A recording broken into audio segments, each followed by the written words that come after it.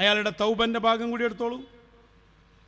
وكتبه أحمد بن تيمية ثم أشهدوا عليه أنه تاب مما ينافي ذلك مختارا.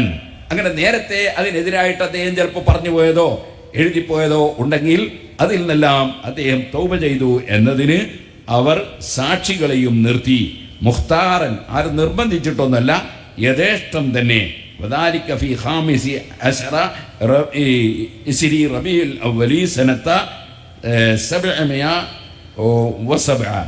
അങ്ങനെ 707 കൊല്ലത്തിലാണത്. അങ്ങനെ وشهد عليه بذلك جمع من العلماء وغيرهم. ധാരാളം പണ്ഡിതന്മാരും ഒരുപാട് ആളുകളും അതിനവിടെ സാക്ഷി നിന്നു. വസക്കനൽ ഹാൽ, അങ്ങനെ അദ്ദേഹത്തെ സംബന്ധിച്ചുള്ള വിവാദവും പ്രശ്നവും അദ്ദേഹത്തെ ജയിലടക്കിയ പ്രശ്നവും ഒക്കെ അതോടുകൂടി അടങ്ങുകയും ചെയ്തു. വൗഫുരിജ അൻഹു, അങ്ങനെ അദ്ദേഹത്തിന്റെ പ്രശ്നമൊക്കെ അദ്ദേഹത്തിനും പരിഹരിക്കപ്പെട്ടു.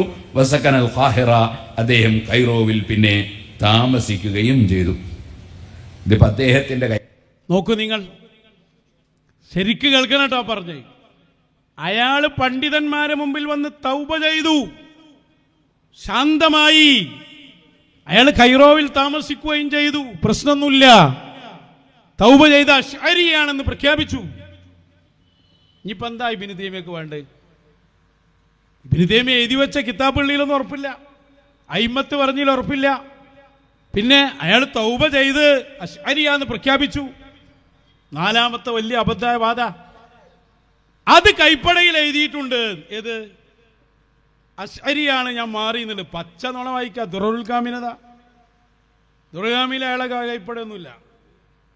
ദുറുൽകാമിയിലെ ഒരു ആൾ മറ്റാൾക്ക് എഴുതിയ കത്തെടുത്ത് ഉദ്ധരിച്ചതാണ് അസ്കലാനി ഇമാം.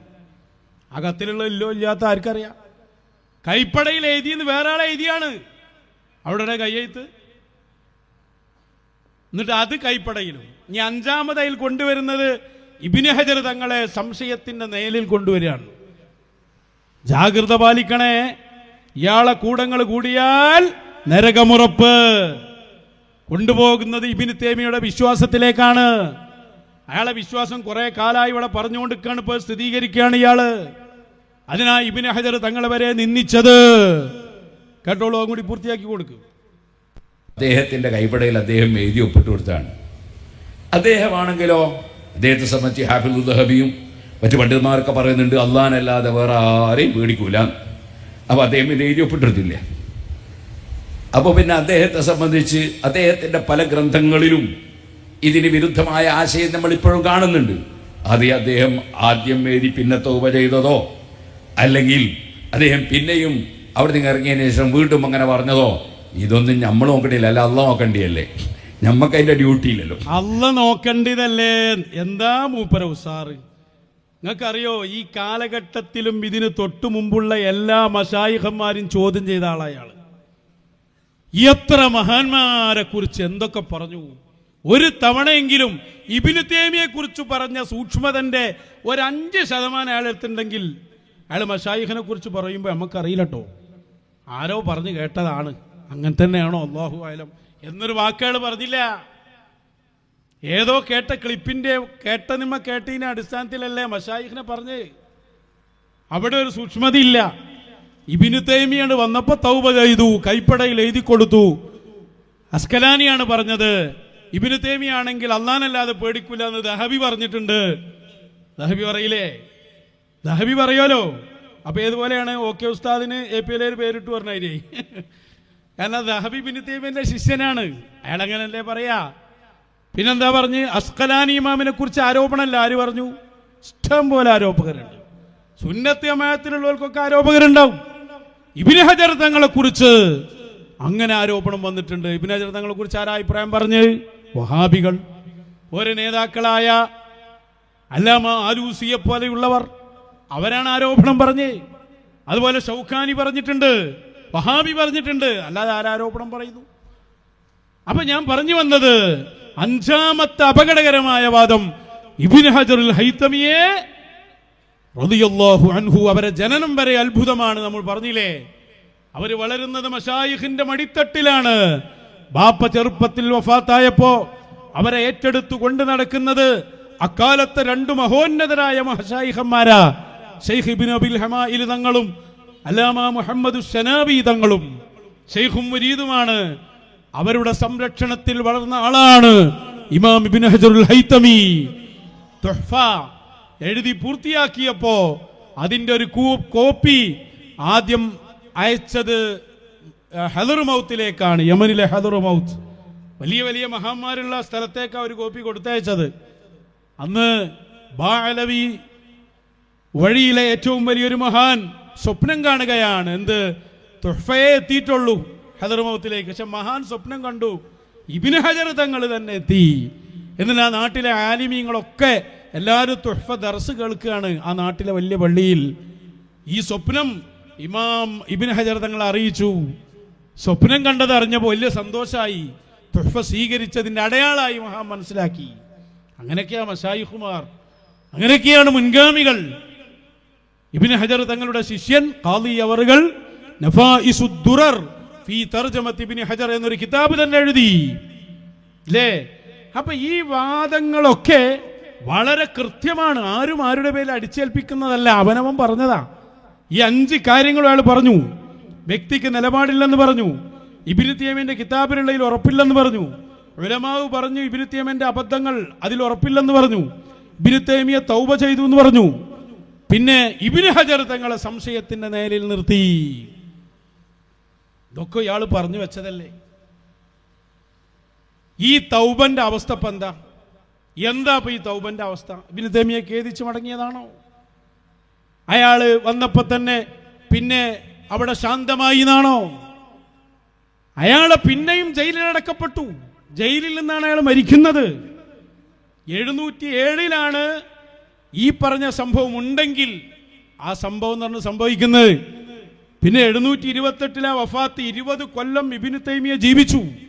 ആ ജീവിതകാലത്താണ് വലിയ വലിയ ശിഷ്യന്മാരായി പിന്നീട് വന്നവരൊക്കെ ഇബ്നു തൈമിയയുടെ കൂടെ ഉള്ളത്. ഇബ്നു അബ്ദുൽ ഹാദി, ഇബ്നുൽ ഖയ്യിമുൽ ജൗസി, അവരൊന്നും ഇബ്നു തൈമിയ മാറി എന്നല്ല പറഞ്ഞ് ഞങ്ങളുടെ ഈ തെറ്റായ വിശ്വാസം ഇബ്നു തൈമിയയിൽ നിന്ന് സ്വീകരിച്ചു എന്നാണ്. തെറ്റാന്ന് പോലും അറിയില്ല.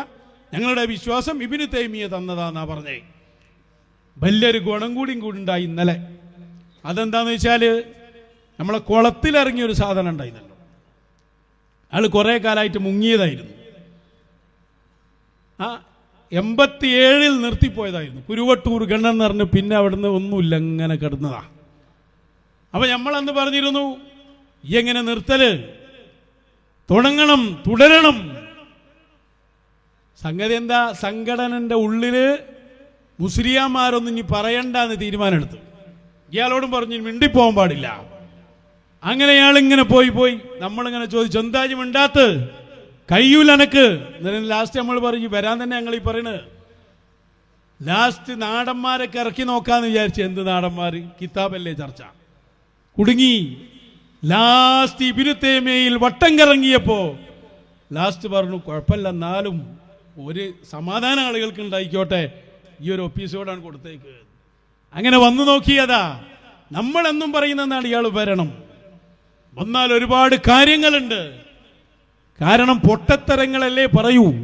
അപ്പൊ കാര്യം പെട്ടെന്ന് ആളുകൾക്ക് മനസ്സിലാവും. ഇന്നലെ സത്യത്തിൽ അയാൾ വന്നത് പേരോടിനെ ഗണ്ണിക്കാനാണ്, നമ്മളല്ല. പേര് കുരുവട്ടൂർ ഗണ്ണനം എന്നൊക്കെ ആണെങ്കിലും യഥാർത്ഥത്തിൽ ഗണ്ണനം പേരോടിനോടാണ്. പേരോട് തൗബ ചെയ്തെന്ന് പറഞ്ഞു പോയതാണല്ലോ. ഇയാൾ പറയുന്നുണ്ട് ആ തൗബ ശരിയല്ല. അങ്ങനെ തൗബ ചെയ്തു എന്ന് എങ്ങനെ നമ്മൾ പറയും? അതിനുശേഷം അയാൾ പിന്നെയും ജയിലിലായിട്ടുണ്ട്. ആ കാലത്ത് ആരും അത് അംഗീകരിച്ചിട്ടില്ല. തൗബ ചെയ്തു എന്ന് പറയാൻ പാടില്ല. ഇതന്നല്ലേ നമ്മളും പറയുന്നത്. മാണിക്കക്കല്ല് വന്നുകൊണ്ടേ ഇരിക്കണം, നിൽക്കാൻ പാടില്ല. അത് ആളുകൾക്ക് മനസ്സിലാകണമെങ്കിൽ സംഭവം അതിൻ്റെ 2-3 ചേരിയായിട്ടുണ്ട് ഇബ്നു തൈമിയ വിഷയത്തിൽ. അപ്പൊ അലവി തക്കാഫിനെ പോലുള്ളവർ ഭയങ്കര ഈർഷ്യതയിലാണ്. അപ്പൊ പേരോടിനെതിരെ ഉള്ളിലൂടെ കുത്താനാണ് ഇവർ ഈ ചങ്ങായിനെ വിടുന്നത്. ഇവർക്ക് തിരിയില്ലല്ലോ. എന്തായാലും ഉഷാറായിട്ടുണ്ട്. അപ്പൊ ഇബ്നു തൈമിയ തൗബ ചെയ്തു. ആ വിഷയത്തിൽ ഇബ്നു ഹജർ തങ്ങൾ വരെ ചെറുതാക്കി. എങ്കിൽ ആ തൗബ ശരിയല്ല എന്ന് വാളക്കുളം തന്നെ വന്ന് പറയാണ്. അതല്ലേ നമ്മൾ പറയുന്നത്? ശരിയാന്ന് മനസ്സിലായില്ലേ? തൗബ ചെയ്തു എന്ന് പറഞ്ഞു പോയാൽ അത് അബദ്ധാണ്. നോക്കൂ നിങ്ങൾ, ഇന്നലെ വന്നിട്ട് പറഞ്ഞൊരു സംഭവമാണ്, വെളുപ്പിച്ചു കൊടുക്കും. 128-ലാണ്. അവിടെ പണ്ഡിതന്മാരുടെ മുമ്പിൽ ഉത്തരം മുട്ടിയപ്പോ അവിടെ അദ്ദേഹം അത് സമ്മതിച്ചു കൊടുക്കുകയാണ്. സമ്മതിച്ചു കൊടുത്തിട്ട് പിന്നെ അദ്ദേഹം വീണ്ടും ആശയത്തിൽ നിന്നും മാറി.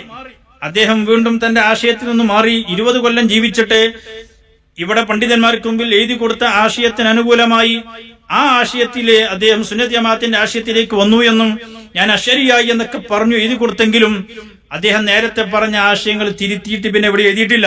അദ്ദേഹം വീണ്ടും തന്റെ പുത്തൻവാദത്തിലേക്ക് തന്നെ പോയി എന്ന് മഹാന്മാരായ പണ്ഡിതന്മാർ എഴുതി പിന്നെ പറയുകയാണ്.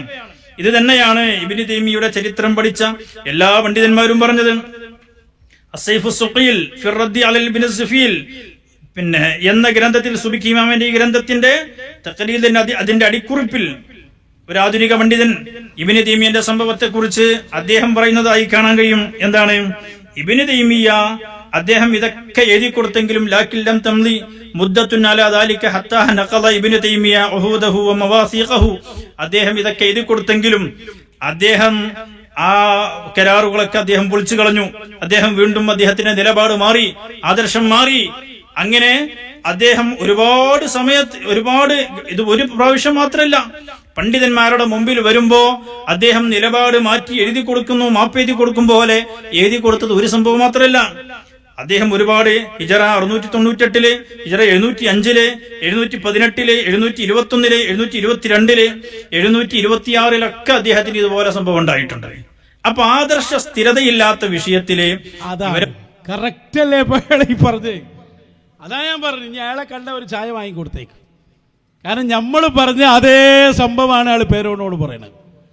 കാരണം പേരോട് എന്താ ചെയ്ത്? തൗബ ചെയ്തു പറഞ്ഞാണ് പോയതാണ്. തൗബ ചെയ്തു, അത് രേഖപ്പെടുത്തിയത് അസ്ഖലാനി ഇമാമാണ്. ഉപരി കള്ളത്തരം പറയൂല. ഇബ്നു ഹജർ ആണെങ്കിൽ പിന്നെയും പേടിക്കണം. അപ്പൊ ആ തൗബയെ സ്ഥിരീകരിച്ചു പോവുക പേരോട് ചെയ്ത്. ഇയാൾ എന്താ പറഞ്ഞേ? ആ തൗബ അയാൾ കുടുങ്ങിയപ്പോ പറഞ്ഞതാണ്, ഉത്തരം മുട്ടിയപ്പോൾ പറഞ്ഞതാണ്. ആ പറഞ്ഞതിൽ തൗബ ഉണ്ടായിട്ടുണ്ടെങ്കിൽ തന്നെ അതിൽ അയാൾ ഉറച്ചു നിന്നിട്ടില്ല. അയാൾ പഴയ ആദർശത്തേക്ക് തന്നെ പോയി. അയാൾ പിന്നെയും ജയിലിലായി. ജയിലിൽ നിന്നാണ് മരിച്ചത്. ഇതെല്ലാ ഉലമാവും രേഖപ്പെടുത്തിയതാണ്. അതാ ഞങ്ങൾ ഈ പറയുന്നത്. എല്ലാ ഉലമാവും രേഖപ്പെടുത്തിയതിനെതിരിൽ ഇയാൾ തൗബ ചെയ്തു എന്ന് പറഞ്ഞു പോയപ്പോ അതിനെതിരെയാണ് ഞങ്ങൾ വന്നത്. എത്ര വ്യക്തമാണ്. ഇനിയും വരണം മോനെ, നിൽക്കരുത്, വന്നുകൊണ്ടേ ഇരിക്കണം. വേഗം കാര്യം തീരുമാനാവും. ഇതല്ലേ അയാൾ തൗബ ചെയ്തു എന്ന് പറഞ്ഞപ്പോ ഞങ്ങൾ പിടിച്ചു, ചെയ്തിട്ടില്ല. അതയാൾ ബുദ്ധിമുട്ടായ സമയത്ത് മജീദ് വലിയാർ പറഞ്ഞതുപോലെ പറഞ്ഞതാണ്. ഞാൻ ഉദാഹരണ സഹിതം പറഞ്ഞു, ഈ ബുക്ക് ഞാൻ പിൻവലിക്കുന്നു, കുത്തുഫുല്ലാലം. ഇതാരും പറഞ്ഞിട്ടല്ല, എന്റെ സ്വന്തം ഇഷ്ടപ്രകാരമാണ്. എല്ലാവർക്കും മനസ്സിലായി സ്വന്തം ഇഷ്ടപ്രകാരം തന്നെ അല്ല. അച്ഛൻ പത്തായത്തിനും കൂടി ഇല്ലാറിനെ പോലെയായി. ഇതേപോലെ ഇബ്നു തൈമിയ്യ സ്വന്തം ഇഷ്ടപ്രകാരമാണ് അതിൽ പറഞ്ഞതുകൊണ്ടാ, അല്ലാത്തോണ്ടാ? അതല്ലാത്തോണ്ടാണ് മുഖ്താർ എന്ന് പറയുന്നത്. ഇമാം സുബ്കിയെ ഖണ്ഡിക്കാനാണ്. സുബ്കി ഇമാം തള്ളിയതാണ് അതിനെ. അപ്പൊ വാളക്കുളം മൗലവി വന്നിട്ട് പറഞ്ഞു തന്നത് അത് തൗബല്ല, തൗബ ചെയ്തു എന്ന് പേരോട് പറഞ്ഞ അബദ്ധാണ്. മുഴുവൻ ഇമാമിയങ്ങളും പറഞ്ഞതിനെതിരാണ്. എല്ലാ അഭിനന്ദനങ്ങളും അയക്ക് കൊടുത്തേക്ക്.